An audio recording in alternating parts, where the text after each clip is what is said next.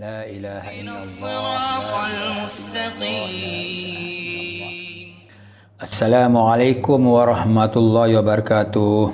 Kepada tuan-tuan dan puan-puan yang saya muliakan, alhamdulillah dapat kita bertemu kembali dalam bicara tauhid selama 30 minit pada pagi ini.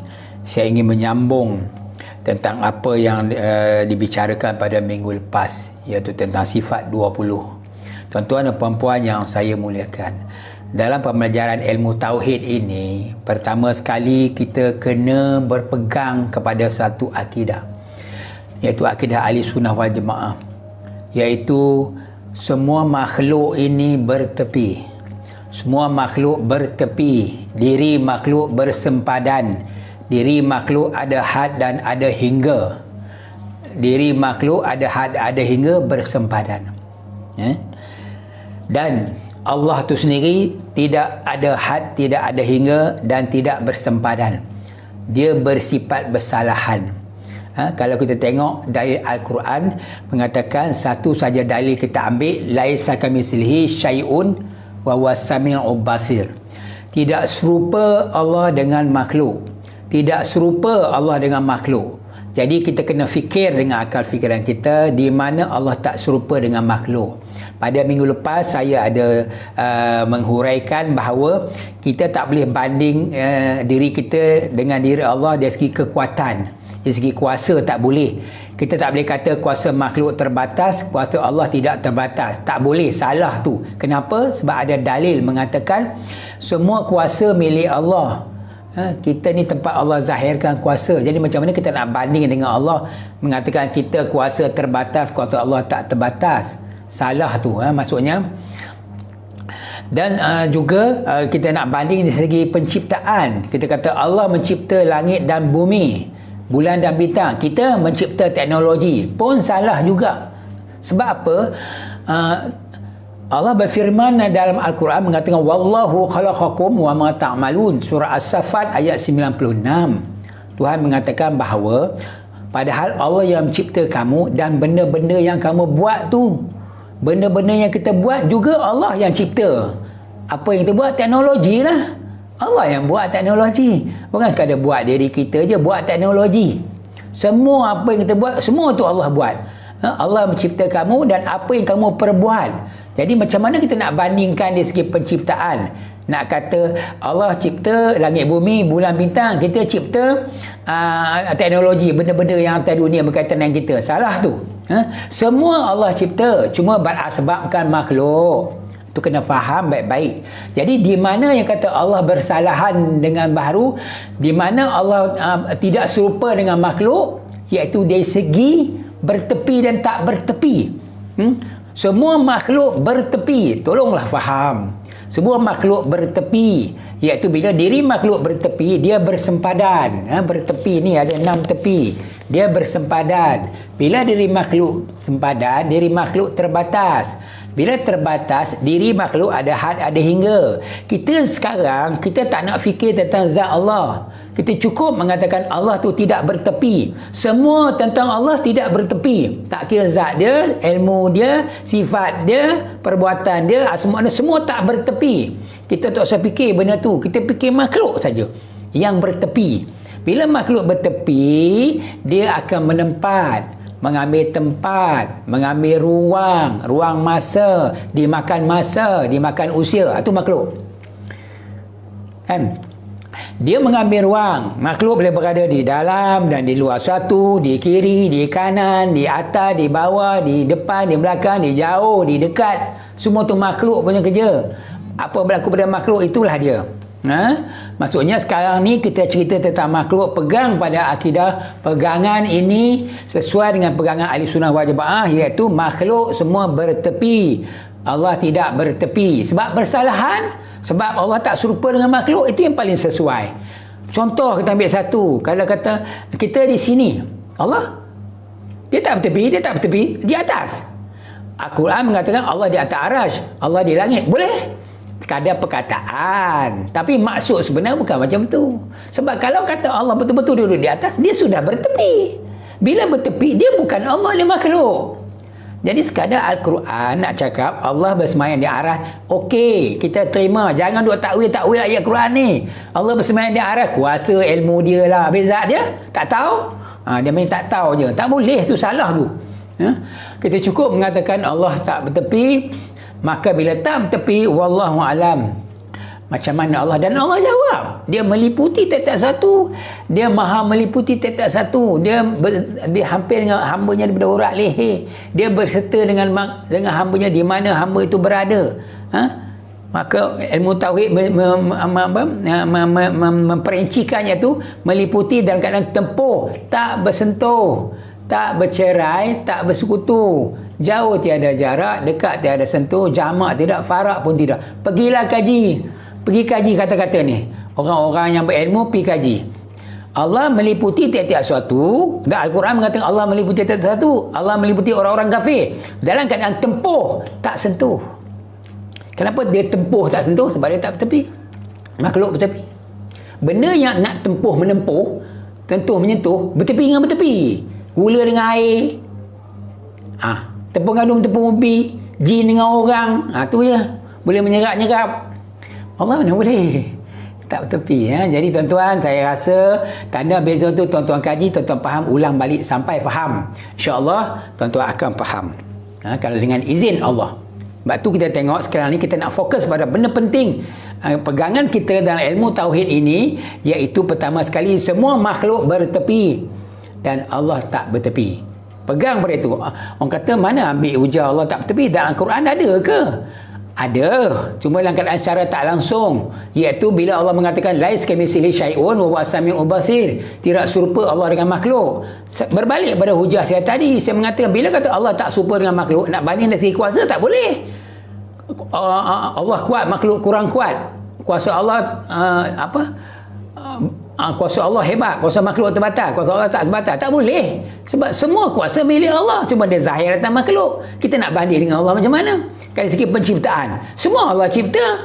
Takkan kita nak kata Allah cipta langit, bumi, bintang, bulan, kita cipta teknologi. Pun tak boleh. Sebab teknologi pun Allah cipta. Wallahu khalaqakum wa ma ta'malun. Kamu aku cipta, dan setiap dan benda-benda yang kamu buat. Contoh buka surah As-Saffat ayat 96. Tuan-tuan tengok kaji ya. Bacalah tafsir apa nak tengok. Jadi tuan-tuan, kita berbalik pada penerangan kita, iaitu pegangan kita sekarang ialah makhluk bertepi, Allah tak bertepi. Jadi apa yang berlaku pada makhluk tidak berlaku pada Allah. Jangan risau. Kalau kita kata makhluk ni dia boleh menyerap dalam satu, duduk dalam satu, dia boleh pergi sana, pergi sini, pergi jauh, pergi dekat. Allah Ta'ala tak. Allah Ta'ala dia tak macam tu. Kalau kata aku lebih hampir dengan kamu daripada urat leher kamu, betul. Hampir dan keadaan tempuh, tak bersentuh, tak bercerai, tak sekutu. Tuan-tuan dan puan-puan yang saya muliakan, tanda beza ni, jika siapa tidak diberi kefahaman oleh Allah, susah dia nak faham ilmu tauhid. Susah. Tapi dengan izin Allah, Allah bagi kita faham, alhamdulillah kita jadi mudah. Jadi percayalah tuan-tuan dengar rakaman video sebelum ni, kuasai tanda beza makhluk bertepi, Allah tak bertepi. Sebab kita nak baca sifat 20, nak baca apa saja pun tak kisahlah tentang tauhid ni, tapi kita berpegang pada asas makhluk bertepi, Allah tak bertepi. Ini sangat penting. Kalau orang bertengkar mengatakan Allah di mana, dia tanya, kita kata Allah tak bertepi. Kau nak tanya di mana? Kau nak di mana tu menempat. Di mana dia memerlukan tempat. Nak jawab Allah di mana? Nak kata atas, bawah, kiri, kanan, dia perlukan tempat. Bila memerlukan tempat, itu makhluk, bukan Allah. Allah dia tak bertepi, dia tak perlu pada tempat. Dia tak menempat. Jadi kenapa kamu tanya di mana Allah? Saja nak test, dia kata. Itulah, tak ada kerja lain. Kita tak apalah, boleh lah. Kalau nak tanya Allah di mana, apa? Allah Ta'ala Rasulullah pula ditanya oleh seorang wanita, Rasulullah bertanya pada seorang wanita, di mana ke Allah? Allah di langit. Allah kata, benar, kamu beriman. Kenapa Rasulullah setuju Allah di langit sedangkan Allah tak bertepi? Itu martabat, ketinggian Allah berada di atas. Kan? Takkan Allah cipta kita mulia-mulia, Allah duduk dalam bumi. Kita pijak-pijak, Allah pula pijak-pijak. Allah mana Nuh dalam bumi? Ada pula atas. Atas, tapi bumi ni bulat. Mana atas lah? Keliling bumi ya. Jadi atas menunjukkan ketinggian martabat. Tengok kepala kita. Duduk di atas tau. Kepala. Kaki bawah. Kita tak pernah berjalan dengan kepala. Menyondol tak boleh. Kita berjalan dengan kaki, kepala di atas. Orang tolak, tolak kepala nampak? Tolak badan tak apa. Maruah. Ni martabat kita kepala. Tu kata apa? Kita kata apa? Kalau orang hina kita, sebenarnya di sini ada akal kita duduk di kepala. Allah letakkan kepala di atas tubuh kita paling tinggi, tempat paling tinggi, nak tunjuk martabat manusia ni mulia. Itu juga Allah bersemayam di arah tu, tempat yang tinggi, tunjuk kemuliaan martabat Allah. Tapi hakikatnya Allah tak menempat. Faham tuan-tuan Baik, kita berbalik pada sifat 20. Baik, pada minggu lepas saya sampai sifat wahdaniyah. Baik, sifat 20 ni pertama dia ada terbahagi 4. Pertama sifat nafsiyah, salbiyah, maknawiyah. Sifat nafsiyah ni kita dah hurai, itu sifat wujud, satu saja. Sifat salbiyah ada 5 sifat. Qidam, baqa, mukhalafatuhu ta'ala lil hawadis, qiyamuhu ta'ala binafsi, wahdaniyat. Ada 5 sifat. Baik, antara kaitan antara sifat nafsiyah salbiyah ni sebenarnya, sifat nafsiyah ni adalah zat Allah esa, zat satu saja, sifat wujud. Jadi sifat salbiyah ni dia kona habis ke atas, dia nak tunjuk bahawa kewujudan Allah tu qidam, sedia.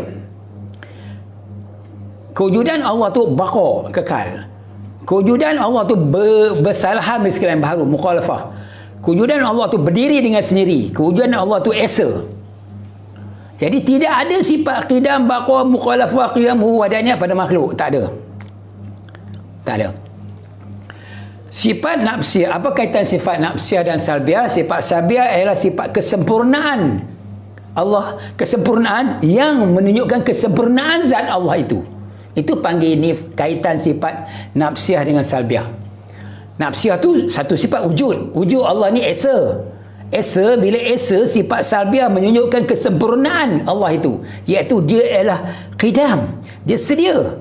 Dia tak ada permulaan, akhir. Dia tidak ada tak macam makhluk lah dicipta. Tu qidam saja, lawannya baharu. Dulu kita baca kan, baharu tu tak nak main. Baharu tu tak ada kaitan pun. Baqa, kekal. Memang Allah kekal. Besok kiamat semua dunia musnah, Allah kekal. Sebab apa? Dia wujud dia esa. Kekal ni sebab dia tak bertepi. Kita balik kat dia bertepi. Tengok tu kena pakai yang bertepi juga. Sifat 20 ni kena belajar, kena terima akidah bertepi, baru boleh faham. Maksudnya kita tengok ada Allah esa, qidam, sedia. Kerana apa dia sedia? Sedia dalam keadaan tak bertepi. Bila tak bertepi, dia tak macam sedia makhluk, macam sedia matahari saya cerita dulu. Yang kedua dia baqa, kekal. Kekal ni maksudnya berkekal, dia tak fana. Sebab apa? Kekal dia tu tak bertepi. Allah tak bertepi, maka dia kekal, abadi lah, esa. Tak ada mana-mana makhluk boleh mengganggu Allah, bersifat mencabar, tak boleh. Yang kedua, yang ketiga iaitu sifat salbiyah, iaitu ada Allah, wujud Allah itu bersalahan bersekalian baharu. Sebab tak bertepi itulah. Sebab bila Allah tak bertepi, dia memang bersalahan, sebab makhluk semua bertepi. Di situ duduknya tuan-tuan dan puan-puan. Kemudian dia ada Allah itu berdiri dengan sendiri. Memang. Sebab apa dia berdiri sendiri? Sebab zat dia tak betul. Sebab dia tak bertepi. Bila tak bertepi, dia memang berdiri dengan sendiri. Kita yang bertepi tak berdiri dengan sendiri, kena bergantung kepada Allah. Setiap benda bergantung kepada Allah. Kita nak menyawa bergantung kepada Allah, nak makan minum bergantung kepada rezeki Allah, nak gerak jalan bergantung dengan kuasa Allah, nak berfikir bergantung dengan izin Allah. Semua sebab apa? Bertepi. Allah ni dia tak bertepi, dia tak bergantung, berdiri dengan sendiri. Dan akhir sekali yang kelima, wahdaniyat, esa. Ada Allah esa, betul. Sebab apa esa? Sebab dia tak bertepi. Esa. Apa maksud esa? Esa sebab dia tak bertepi. Dia tak sama dia tak serupa dengan makhluk. Makhluk tak esa. Kalau satu tu bukan esa. Tuhan kita satu, itulah Allah. Tapi Allah tu esa, bukan satu. Qul huwallahu ahad. Katakanlah Allah tu esa. Tidak beranak, tidak diperanakkan. Apa cerita beranak-beranak ni kita kata? Sebab makhluk ni dia beranak dan diperanakkan. Kalau diri dia pun diperanakkan dan ada yang beranak, jadi dia berkembang biak, jadi banyak. Allah Ta'ala dia tak macam tu. Dia tidak terlibat beranak tak beranak ni. Kalau kata manusia melahirkan anak lah. Kalau pokok tumbuh-tumbuh bercambah-cambah. Betul lah. Kalau angin berpecah-pecah. Kalau cahaya bersepah-sepah. Tu sebab jenis beranak tak diberanakkan. Daripada satu pecah pada banyak. Tak. Allah Ta'ala dia tak macam tu. Dia kita kata esa. Maksudnya begitu. Jadi sifat nafsiyah dan salbiah hanya untuk Allah zat. Dan tidak ada pada makhluk satu pun, tak ada. Jangan kita kata pokok tu bakar, matahari tu redam. Mana boleh, jangan salah tu. Apa ni, malaikat esa. Salah besar. Sebab bila makhluk kan, tak esa. Jadi sifat, saya tegas sekali sebelum saya masuk sifat makni, sifat nafsiyah dan salbiah. Nafsiyah ada satu sifat wujud, salbiah ada 5 sifat, qidah, maqwa, mukhalafah, qiyamuhu, wadaniyat. Ia menceritakan tentang kesempurnaan Allah, zat Allah. Habis, tamat. Itu nafsiyah, salbiah. Bila masuk sifat makni, ada 7 sifat: kudrat, iradat, ilmu, hayat, samak, basar, kalam. 7 sifat ini, kan semua ada kat kita. Allah lalu kat kita. Makni maksudnya bergantung. Makni maksudnya bergantung. Dia tak boleh berdiri dengan sendiri. Sifat makni ni ada pada kita. Dia bergantung pada siapa? Bergantung kepada Allah. Kalau dalam sifat 20, sifat makni ni bergantung pada sifat maknawiyah. Saya baca sifat maknawiyah. Sifat makni saya baca sekali lalu, tuan-tuan dengar. Kudrat, kuasa, iradat, kehendak, ilmu, hayat, hidup, samak, mendengar, bahasa, melihat, kalam, berkata-kata. Dia tak boleh berdiri sendiri. Dia bergantung pada sifat maknawiyah. Apa tu? Qadirun, yang berkuasa. Muridun, yang berkehendak. Alimun, yang tahu, yang berilmu. Hayyun, yang hidup. Sami'un, yang mendengar. Basirun, yang melihat. Mutakalimun, yang berkata-kata. Siapa tu yang berkuasa, yang berkehendak, yang tahu, yang hidup, yang mendengar, yang melihat, berkata-kata? Allah. Jadi sifat makni dia bergantung dengan sifat maknawiyah. Makni ni maksudnya bergantung. Maknawiyah tempat, makni bergantung. Okey, kita baca. Kita tak baca macam kita baca sifat nafsiyah salbiah. Wujud cinya ada, lawannya tiada, mustahil tiada, wajib ada, maka dalil baru sekali alam. Tapi dalam kitab dia tulis lagu tu sampai habis. Kita nak baca cara dia macam ni. Sifat makni kita tak baca kudat, artinya berkuasa, lawannya lemah. Mustahil Allah lemah, wajib berkuasa, maka dalil baru sekali alam. Apa hasil kita baca macam tu? Allah Ta'ala hanya dia saja yang ada. Apa kita nak kata lemah ni? Macam kita katakan, kita tengok orang tu kuat. Dia kuat lah, kita kata. Orang itu kuat, tiada lemah. Apa pula lemah nak baca lagi? Dia kuat-kuat lah. Dia kuat memang, dia tak lemah. Nak kata orang itu kuat, tiada lemah. Mustahil lemah, wajib kuat, maka dalil baru sekali alam. Bazi. Orang tu kuat-kuat lah. Orang tu cantik, lawannya hodoh. Macam kan? Bila dia dah cantik, cantiklah dia tak hodoh. Cukup kita kata kuat, cantik. Buat apa kita baca? Dia memang cantik, tak ada hodoh dekat dia. Yang ada cantik, cukuplah kita kata cantik. Cukuplah kita kata kuat. Begitulah kita nak baca sifat makni. Baik. Sekarang kudrat, iradat, ilmu, hayat, samak, basar, kalam. Dia sifat Allah yang Allah zahirkan kat atas makhluk yang tiada berdaya, tiada upaya. Kita ni, tuan-tuan tengok ni kudrat ni. Saya angkat ni kudrat. Ingat kuasa saya. Kuasa Allah. Allah zahirkan kat saya. Kehendak nafsu saya. Kehendak, keinginan. Ingat milik saya. Milik Allah. Allah lalukan kat saya. Ilmu. Oh, saya ada ilmu bercakap. Ilmu tauhid. Ingat, milik saya ilmu tu. Milik Allah. Allah zahirkan kat saya. Hayat, hidup. Ni ingat, hidup ni milik saya. Allah lalukan saja. Milik Allah. Kalau Allah tarik nyawa, bawa cabut roh, habislah. Saya pun dah tak ada, tak nampak apa lagi dah. Nak kata kudrat tak ada, kendak tak ada, ilmu tak ada, hidup nyawa pun tak ada. Sebab dia punya. Mendengar sama. Ingat saya punya, Allah punya. Allah boleh ambil bila masa, bila dah tua, telinga atuk ni dia tak apa dengar. Dia kena pakai alat tu. Kalau tidak, cakap tak dengar. Dulu muda-muda dengar. Yalah, dulu Allah bagi. Sekarang ni Allah dah tarik sikit-sikit. Mata dia pun dah rabun, tak nampak. Dulu masa muda tak pakai mata. Masa dah tua-tua pakai. Mata dah kelabu. Sebab apa? Bukan kita punya penglihatan. Allah punya. Dia boleh ambil. Yang orang kata apa, yang ada mencelik buta-buta, nak cakap apa? Kemudian kita kata basar, mendengar, berkata-kata milik Allah ni. Saya dah cakap ni milik Allah. Lalu kan kat saya bercakap lah. Tuan-tuan kalau dengar apa saya cakap tu, kata jangan tengok siapa yang bercakap, tengok apa yang diperkatakan. Adakah saya kata ni bersalah dengan Al-Quran dan hadis? Kalau tak ada, terimalah sebagai yang benar. Kalau saya cakap ni salah, menyalahi Al-Quran dan hadis, jangan terima. Sebab kata-kata ni adalah milik Allah. Allah yang susun perkataan di mulut, di lidah saya. Bercakaplah saya.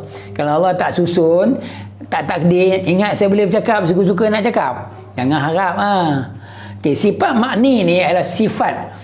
Kita panggil 7 sifat: kudrat, kuasa, iradat, ilmu, hayat, samak, bahasa kalam, dengan maksud kuasa, kehendak, ilmu, tahu, hidup, mendengar, melihat, berkata-kata adalah milik Allah. Ya Allah lalu kat saya. Kenapa? Nak tunjuk, nak bagi kita berfikir bahawa tiada hak makhluk melainkan semua ini ialah hak Allah yang Allah pinjamkan. Orang kata, orang Melayu kata pinjam lah, yang Allah zahirkan kat saya. Kerana Allah nak tunjuk kekuasaan dia yang maha berkuasa mencipta sesuatu. Betul Tuhan kata sekarang ni tuan-tuan, kalau kita berbangga dengan ilmu yang kita ada, kita boleh syirik. Oh, suara kita sedap, suara, berkata-kata, pandai, petah bercakap, bangga. Ego, kerana aku pandai berbicara, pandai berpantun, pandai apa? Syirik. Kalau tak tahu asal usul, milik siapa semua ini? Milik Allah. Kalau kita pandai berkata-kata, Allah lah yang pandai berkata-kata. Kalau kita pandai berfikir, berilmu, mengeluarkan ilmu, idea yang bernas, itu semua milik Allah, yang Allah lalukan saja. Jadi kita tak syirik lagi. Sifat makni ni memberi kita satu pengajaran, bagi satu peringatan bahawa kalau kita nak tengoklah sifat makni milik Allah, pergi tengok orang yang tengah nak mati, yang tarik nyawa tu kan, mata pun tak boleh nampak dah, tapi duduk-duduk pergi. Telinga pun tak boleh dengar, cakap apa pun orang dah nazak ni tak boleh dengar. Melihat, mendengar semua tak boleh lah. Mulut pun tak boleh bercakap. Ilmu yang ada pada dia pun tak boleh digunakan lagi. Kudrat pun ada sikit lagi, nyawa nak keluarkan alkum, kehendak nafsu pun dah tak boleh makan, suap apa pun dia luek je, buah air pun keluar ke tepi, tak boleh dah. Hayat dia nak keluar. Yang itu baru nampak kudrat, iradat, ilmu, ayat semua. Iradat, ayat sama bahasa kalam milik Allah. Masa tu kita nampak, oh, kita sebenarnya tak ada apa satu lah, yang ada semua milik Allah kan.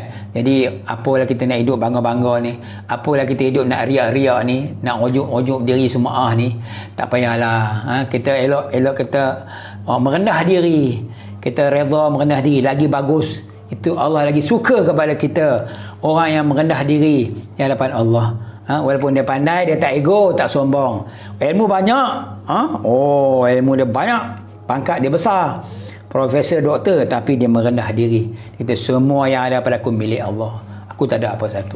Tuan-tuan dan puan-puan, sifat makni inilah sifat yang disebut sifat bergantung. Sifat tak boleh berdiri yang sendiri, dia bergantung. Ini sifat ini ada pada semua makhluk di dunia yang Allah cipta. Kita tengok kudrat kita kata pada atom. Atom ni kalau dikompos jadi bom, kalau diletupkan habis Hiroshima Nagasaki di Jepun. Bom atom boleh menjadikan asbab mati jutaan orang, ribuan orang. Adakah atom tu ada kuasa? Tak ada. Dia ialah kenyataan kudrat Allah. Pada atom Allah nyatakan. Nampak? Pada pisau besi yang tajam boleh memutus, memotong. Kalau guna pisau tajam potong cepat putus lah. Kan kita kata wah pisau yang power. Tak. Pisau tak ada kuasa. Allah yang ada kuasa. Allah zahirkan ketajaman pada pisau sebagai asbab untuk memutuskan. Allah boleh putus tanpa pisau. Allah boleh buat satu tu putus tanpa guna pisau, boleh? Kadang orang dengar doa orang alim, doa ya Allah putus kalau benda tu putus kan? Contoh dengan riak pula, tukang doa riak pula, aku hebat doa boleh putus benda. Kau syirik. Orang alim kalau doa makbul boleh memberi bekas, dia rasa dia syirik, dia rasa ego, dia riak, bangga dengan kebolehannya, dia syirik masa tu juga. Jangan belagak, jangan sombong. Maksudnya lagi banyak ilmu, merendah dirilah. Baik, kita tengok tuan-tuan dan puan-puan. Jadi saya harap tuan-tuan faham apa yang dimaksudkan sifat makni ni, sifat yang Allah letak pada semua makhluk. Contohnya macam kita kata sifat kudrat lah. Kudrat ni mewakili semua. Contoh apa lagi yang kita kata? Kuasa, kudrat yang ada pada makhluk. Contoh ubat bius. Ubat bius ni kalau kita suntik pada orang, dia tak sedar. Doktor boleh buat pembedahan tanpa dia menjerit sakit. Kita kata, ubat bius ni power, ada kuasa. Tak. Sikit pun dia tak ada kuasa. Dia makhluk. Dia tempat Allah lalukan kuasa. Dia sebagai asbab untuk tak sedar. Allah yang bagi tak sedar, bukan ubat bius. Kat situ kita boleh syirik. Itu sifat makni ni tuan-tuan. Kalau tuan-tuan tak hati-hati, tuan-tuan kata milik kita, syirik. Syirik khafi. Syirik tak perasan. Jadi sifat kudrat kita nak tengok. Apa ada kita nak letak pada makhluk. Tadi saya letak pada atom, pada ubat bius, lagi pada racun. Racun rumpai, rumput rampai lah, terminum Gramoxone, tak lagi maut. Orang bunuh diri, na'udzubillah sebutnya, minum racun mati. Doktor pergi kita minum racun. Racun telah merosakkan organ dalaman. Racun ni dahsyat, boleh matikan orang. Tak boleh. Allah yang matikan racun sebagai asbab. Sebab tu sifat makni ni dia menguji tauhid kita. Kita nak kata benda tu ke memori bekas atau Allah? Allah zahirkan sifat makni, 7 sifat kudrat ialah ilmu hayat semua masa kalam. Nak suruh kita fikir benda ni milik Allah, sifat ni sifat Allah yang Allah zahirkan. Kita nak tunjuk dia maha berkuasa. Kita tak fikir benda tu. Kita fikir kita je yang buat. Itu syirik. Orang kafir tak beriman. Syirik besar. Dia cipta teknologi, dia bangga. Kami bangsa termaju di dunia, mencipta teknologi hebat. Drone, kamera terbang, taksi terbang, kereta terbang. Ini teknologi apa? Engineer kami yang hebat. Riak, ujung, bangga. Syirik, habis-habislah. Kita tak boleh macam tu tuan-tuan. Kita kena balik kepada tauhid, kepada Allah. Dengan sifat makni, Allah letak pada kita depan mata.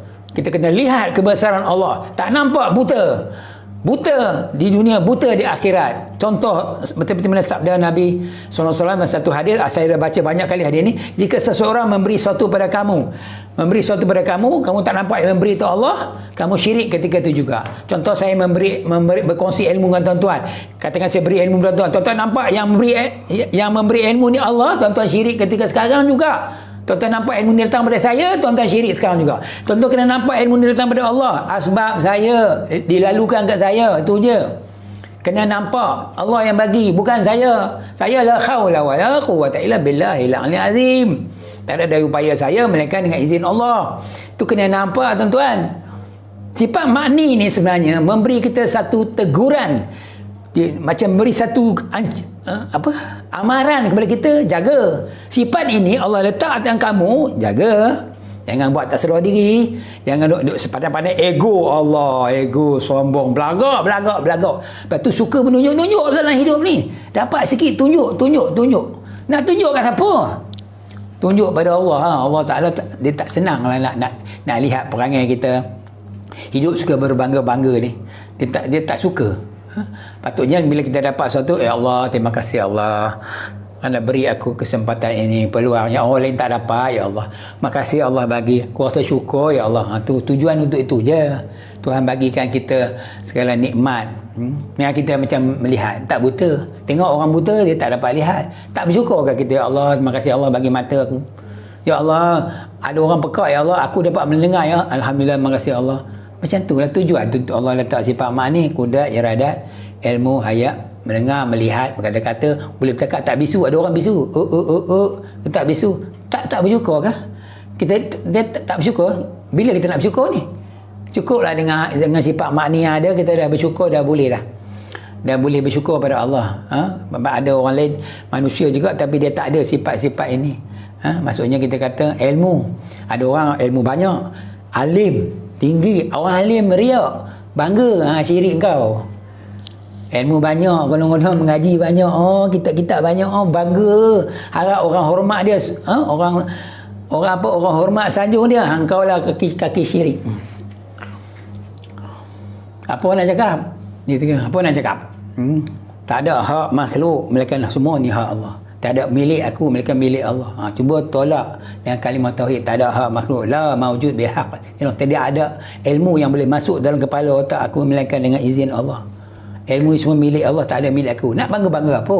Tak payah ego-ego aku ni orang besar, aku ni orang alim, aku ni orang berpangkat, semua aku tahu, orang lain semua tak tahu. Mereka mesti hormat aku. Astaghfirullahaladzim alladzi la ilaha illa huwal hayyul qayyum wa atubu ilaih. Tuan-tuan dan puan-puan yang saya muliakan, masa dah cukup. Jadi tu sifat makni saja saya sentuh, iaitu maksudnya sifat Allah letak atas diri kita untuk memberi kita pengajaran, kesedaran, berfikiran bahawa berfikirlah tentang kejadian aku, jangan berfikir tentang zat aku. Apa maksud dia?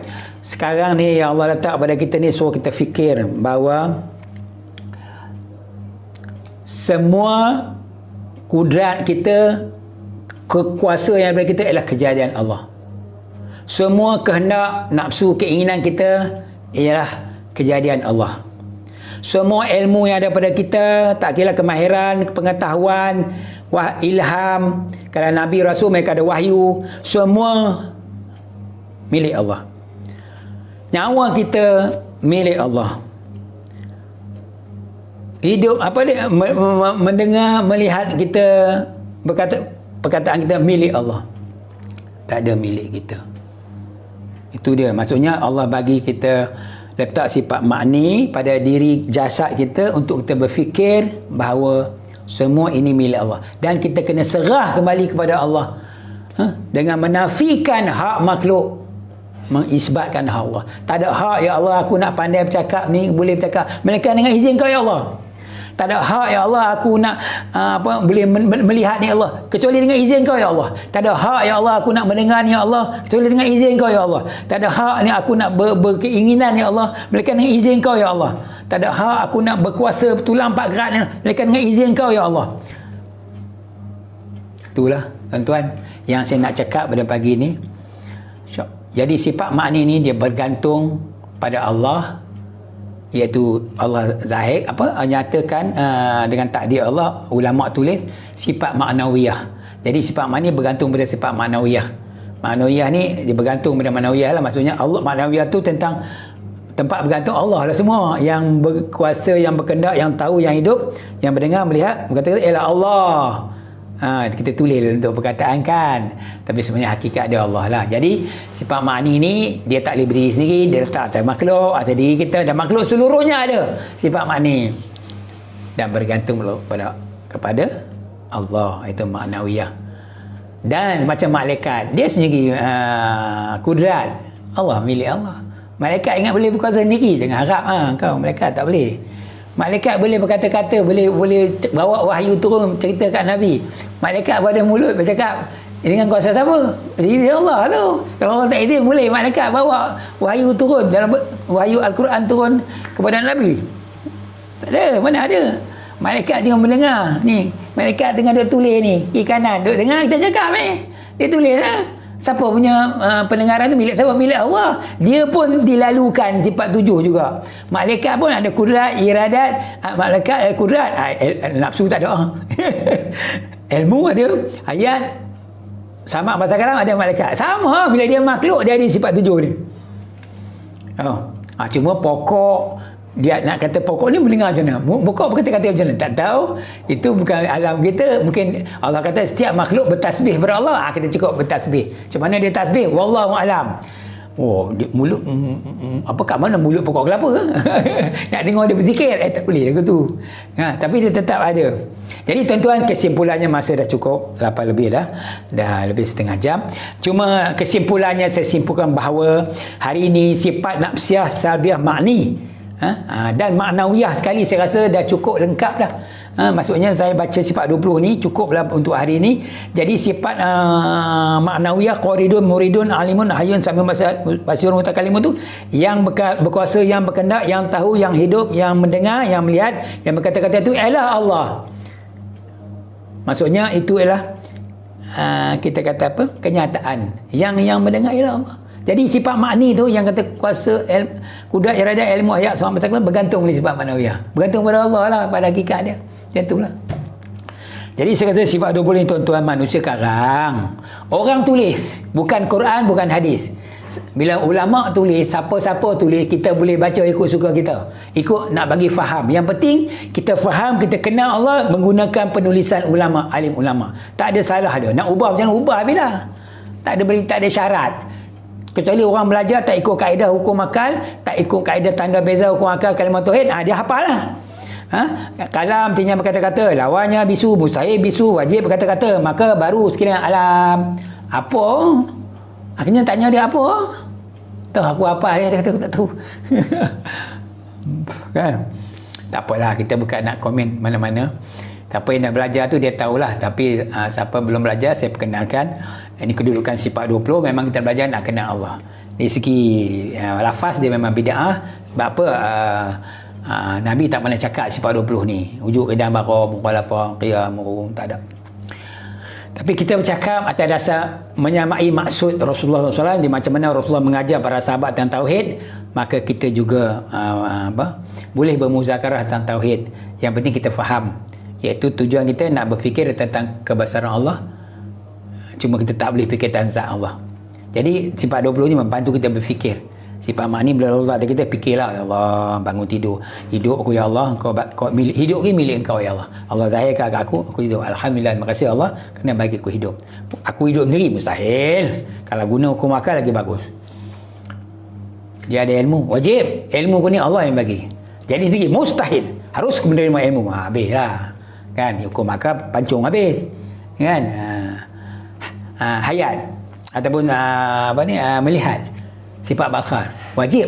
Penglihatan aku ni Allah yang bagi. Jadi sendiri mustahil, mata aku tak ada kuasa nak melihat. Harus aku menerima penglihatan ni setakat mana kau izin ya Allah. Kalau kau bagi, kau tarik penglihatan ni, aku tak boleh melihat lagi. Harus menerima. Sebab aku akal pancung, lagi bagus aku akal.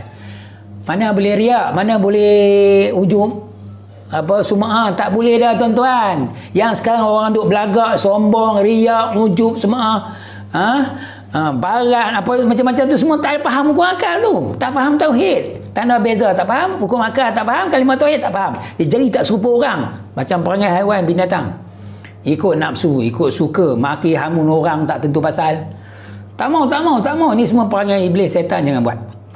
Lepas tu kita belajar tauhid, nak membetulkan akhlak kita jadi orang yang baik. Jadi tuan-tuan dan puan-puan, mohon ampun dan maaf sekiranya penyampaian saya kali ini agak kasar dengan bahasa yang kuat. Semoga Allah Ta'ala memberi kefahaman kepada kita. Dan kita akhiri bicara ini dengan tasbih kifarah surah Wal Asr dan doa. Subhanakallahumma wa bihamdika asyhadu an la ilaha anta astaghfiruka wa atubu ilaik. Bismillahirrahmanirrahim. Wal asri innal insana lafi khusrin illa alladhina amanu wa amilus solihat wa tawassaw bil haqq wa tawassaw bis sabr.